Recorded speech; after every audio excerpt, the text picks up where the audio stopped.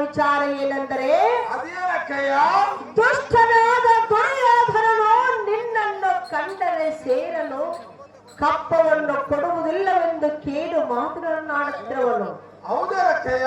ಅಯ್ಯೋ, ನಿನ್ನನ್ನು ಏನು ಮಾಡುವನು ಏನು ಭಯವಾಗುತ್ತಿರುವುದು ಸಹೋದರ ಮಹಾವೀರಾತಿ ವೀರ. ಅಹೋ ಆಗ್ರದೆ, ನಿನಗೇನಾದರೂ ಹುಚ್ಚು ಹಿಡಿದಿರುವುದು ಹೇಗೆ? ಆ ಕೌರವನೆಂಬ ಹಡವನನ್ನು ಕಂಡರೆ ಸೇರಿಸಲಾರನೆಂಬ ನಿನ್ನ ಮನೆಯ ಗುಣವನ್ನು ಬಿಡು. ಅದ್ಯಾತಕ್ಕೆಂದರೆ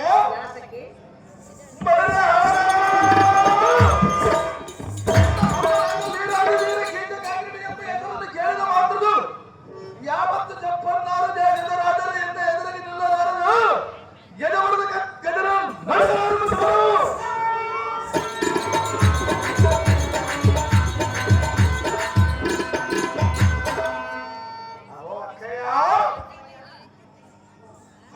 ಕೌರವನೆಂಬ ಹದವನು ನನ್ನ ಮೇಲೆ ಹಿಡಿದಿಟ್ಟಾನೆ.